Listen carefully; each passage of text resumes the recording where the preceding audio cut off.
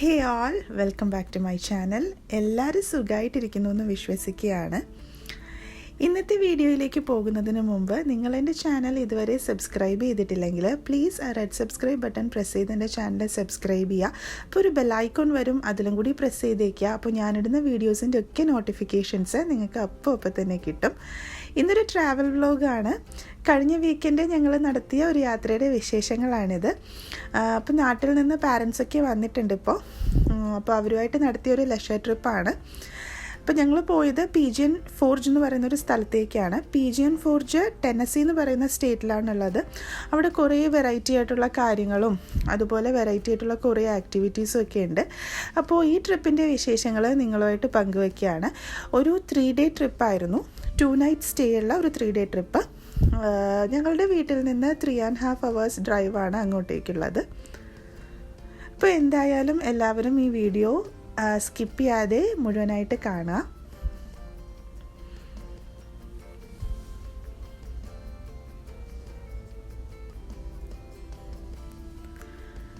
അപ്പോൾ ഞങ്ങളൊരു 1.5 hour drive ആയപ്പോൾ തന്നെ ടെന്നസിയിലെ ലെനോവ സിറ്റി എന്ന് പറയുന്ന സ്ഥലത്തെത്തി. അപ്പോൾ അവിടെയുള്ള ഡൗൺ ടൗൺ ആണിത്.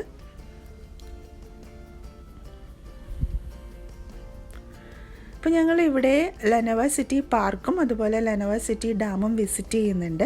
അപ്പോൾ ഞങ്ങൾ പോണ വഴിക്ക് ഒരൊറ്റ സ്ട്രെച്ചിന് തന്നെ ഡ്രൈവ് ചെയ്യാണ്ട് ഇടയ്ക്കൊരു ഇൻ്റർവെൽ എടുത്തിട്ടാണ് ഈ പാർക്കിലും ഡാമിലും ഇറങ്ങിയത്.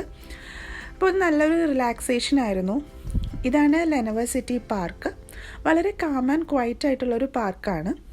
ഒരുപാട് താറാക്കളും അതുപോലെ വെറൈറ്റി ആയിട്ടുള്ള പക്ഷികളും ഒക്കെയുള്ള ഒരുപാട് വാട്ടർ ആക്ടിവിറ്റീസൊക്കെ ചെയ്യാൻ പറ്റുന്ന ഒരു പാർക്കാണ്.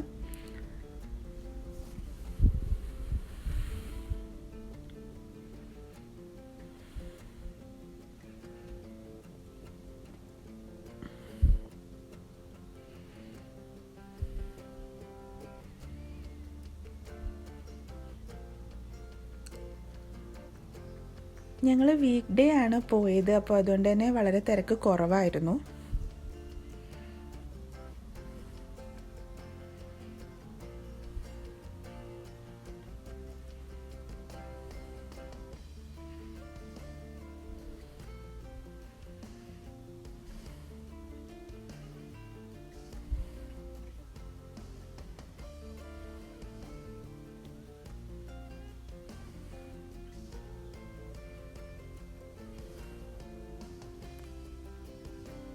ലെനോവ സിറ്റി പാർക്കിന് അടുത്ത് തന്നെയാണ് ലെനോവ സിറ്റി ഡാമും. കുറച്ച് വലിയ ഡാമാണ്. കാണാനും നല്ല ഭംഗിയായിരുന്നു. താഴെ കുറേ പേര് ബോട്ടിങ്ങും അതുപോലെ ഫിഷിങ്ങും ഒക്കെ ചെയ്യുന്നുണ്ട്.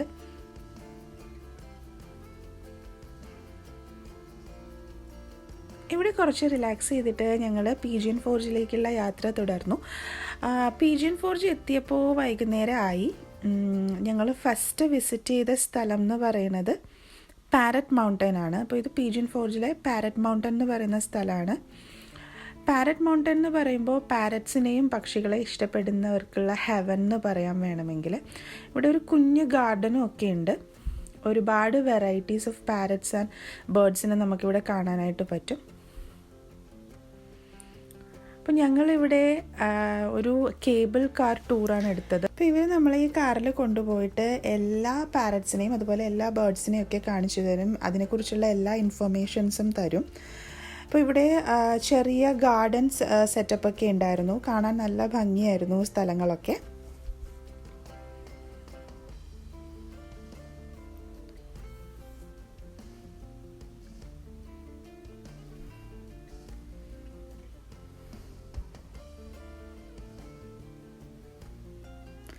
ഞാൻ നേരത്തെ പറഞ്ഞതുപോലെ തന്നെ ഒരുപാട് വെറൈറ്റി ആയിട്ടുള്ള പാരറ്റ്സ് ആണുള്ളത്. നമ്മൾ നോർമലി കാണുന്ന ടൈപ്പിലുള്ള പാരറ്റ്സ് ആയിരുന്നില്ല ഇവിടെ ഉള്ളത്. കോക്കറ്റൂസും അതുപോലെ മെക്കോസ് എന്നൊക്കെ പറയുന്ന ടൈപ്പിലുള്ള പാരറ്റ്സ് ആണ്. ചില പാരറ്റ്സൊക്കെ നല്ല വലുതായിരുന്നു. 85 years വരെ ജീവിച്ചിരിക്കുന്ന പാരറ്റ്സ് ഈ കൂട്ടത്തിലുണ്ട്.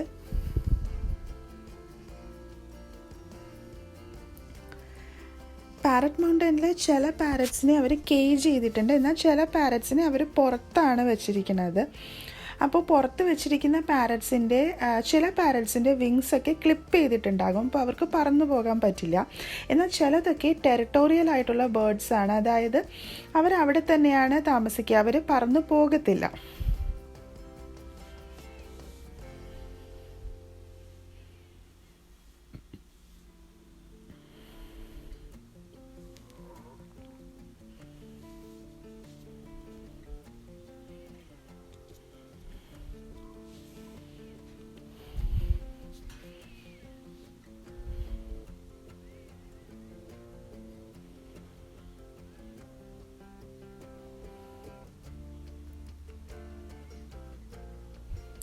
ഇവിടെ ഒരു ബേബി ബേർഡ് നഴ്സറി ഉണ്ട്. ഈ നഴ്സറിയിൽ നിന്ന് നമുക്ക് ആ വലിയ പാരറ്റ്സിൻ്റെ കുഞ്ഞുങ്ങളെ മേടിക്കാൻ പറ്റും, അതുപോലെ അവരെ സ്പോൺസർ ചെയ്യാൻ പറ്റും, അവയെ അഡോപ്റ്റ് ചെയ്യാനൊക്കെ പറ്റും, അങ്ങനെ കുറേ കാര്യങ്ങൾ ചെയ്യാൻ പറ്റും. അതുപോലെ ഈ കുഞ്ഞു പാരറ്റ്സുമായിട്ട് നമുക്ക് ഇൻറ്ററാക്റ്റ് ചെയ്യാം, ഇവയെ കയ്യിലെടുക്കുകയൊക്കെ ചെയ്യാം.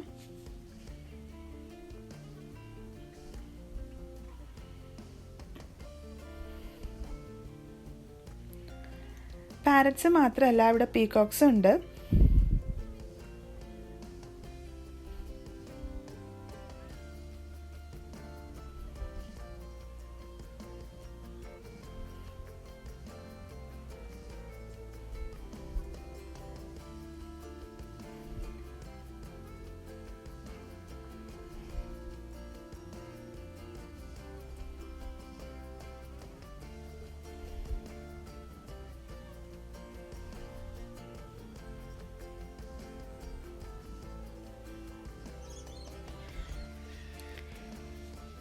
ഇനി ഞാൻ പാരറ്റ്സുമായിട്ട് ഇൻറ്ററാക്ട് ചെയ്യാനായിട്ട് പോവുകയാണ്. അപ്പോൾ അതിന് വേണ്ടിയിട്ട് അവർ നമ്മുടെ കയ്യിൽ ഒരു കുറച്ച് നെക്ടർ തരും.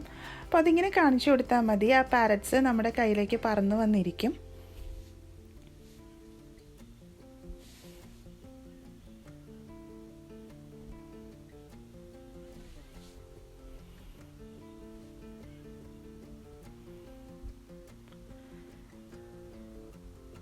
ഇത് വലിയ പാരറ്റ്സിന് നമുക്ക് കയ്യിലെടുക്കാൻ പറ്റുന്ന സ്ഥലമാണ്.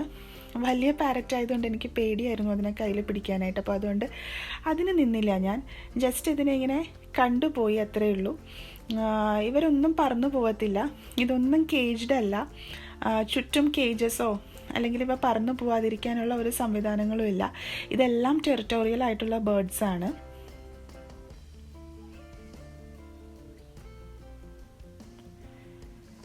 ഇപ്പോൾ എന്തായാലും പാരറ്റ് മൗണ്ടൻ വളരെ വെറൈറ്റി ആയിട്ടുള്ളൊരു എക്സ്പീരിയൻസ് ആയിരുന്നു.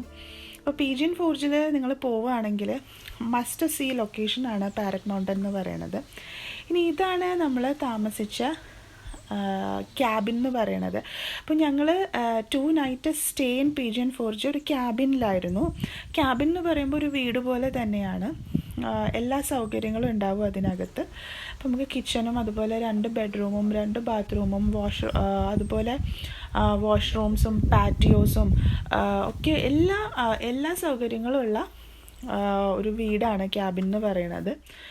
അതും കുറച്ച് വളരെ പ്രൈവറ്റ് ആയിട്ടുള്ള ഏരിയയിലായിരിക്കും. അപ്പോൾ നമുക്ക് പ്രൈവസി എന്ന് പറയുന്നത് വളരെയധികം എൻജോയ് ചെയ്യാനായിട്ട് പറ്റും. ഇത്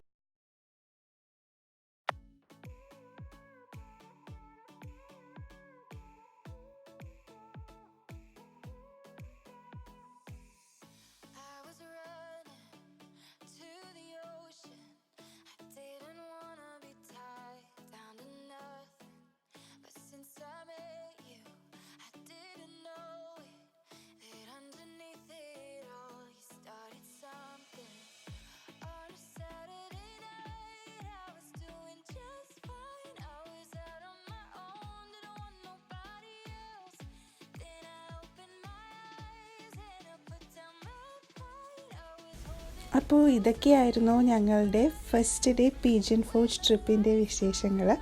നിങ്ങൾക്ക് ഇഷ്ടമായെന്ന് വിശ്വസിക്കുകയാണ്. അപ്പോൾ സെക്കൻഡ് ഡേ ട്രിപ്പിൻ്റെയും തേർഡ് ഡേ ഓഫ് ട്രിപ്പിൻ്റെയും ഒക്കെ വീഡിയോസ് വരുന്നുണ്ട്. നിങ്ങളെന്തായാലും എൻ്റെ വീഡിയോസൊക്കെ ഇഷ്ടമാവുന്നുണ്ടെങ്കിൽ ചാനൽ സബ്സ്ക്രൈബ് ചെയ്യുകയും ബെല്ലൈക്കൺ പ്രസ് ചെയ്ത് നോട്ടിഫിക്കേഷൻസൊക്കെ വരുത്തുകയും ചെയ്യാം.